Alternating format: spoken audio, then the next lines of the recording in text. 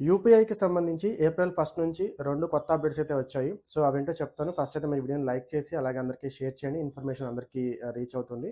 So, first one వచ్చేసి మనకి యూపీఐలో UPI light అని చెప్పేసి ఒక ఆప్షన్ ఉంటుంది కదా! ఆ యూపీఐ లైట్‌లో ఎవ్రీ మంత్ మనం 5,000 వరకు వాలెట్‌లోకి మనం యాడ్ చేసుకొని యూపీఐ లైట్ నుంచి వితౌట్ ఎనీ యూపీఐ పిన్ తోటి మనము ట్రాన్సాక్షన్స్ అయితే చేయొచ్చు కదా! సో, దాంట్లో మిగిలిపోయిన బ్యాలెన్స్‌ని మనం బ్యాంక్ అకౌంట్‌కి ట్రాన్స్‌ఫర్ చేసుకోవడానికి ఇంతకుముందు మనకి ఎటువంటి వెసులుబాటు అయితే లేదు. సో, ఏప్రిల్ 1 నుంచి ఏంటంటే ఒకవేళ మనకి యూపీఐ లైట్ వాలెట్‌లో గనుక మనకి అమౌంట్ గనుక మిగిలిపోతే దాన్ని మనం బ్యాంక్ అకౌంట్‌కి కూడా మనం రివర్స్ ట్రాన్స్‌ఫర్ చేసుకోవచ్చు. ఇది కొత్త అప్డేటు. అలాగే సెకండ్ వన్ వచ్చేసి యూపీఐ లైట్ ఇంతకుముందు ఎటువంటి పిన్ ఆర్ సెక్యూరిటీ లేకుండా మనం ఓపెన్ చేసి స్కాన్ చేసి యూపీఐ పిన్ అవసరం లేకుండా మనం పేమెంట్ చేసేవాళ్ళం. కానీ పొరపాటున మన ఫోన్ ఎవరన్నా తీసుకొని ఓపెన్ చేసినప్పుడు యూపీఐ లైట్ నుంచి స్కామ్ అయ్యే ఆర్ ఎక్స్‌పెన్స్ చేసే అవకాశం ఉంటుంది కాబట్టి దానికి సంబంధించి గోయింగ్ ఫోర్త్ ఏప్రిల్ 1 నుంచి మన యూపీఐ లైట్ ఓపెన్ చేసి స్కాన్ చేయాలంటే మీరు పాస్వర్డ్ గాని, సెక్యూరిటీ ఫేస్ ఐడీ కానీ, లేకపోతే ప్యాటర్న్ గాని ఏదైనా కానీ పాస్వర్డ్ అయితే దానికి మీరు కంపల్సరీ క్రియేట్ చేసుకోవాల్సి ఉంటుంది. అప్పుడే మీకు యూపీఐ లైట్ ఓపెన్ అవుతుంది.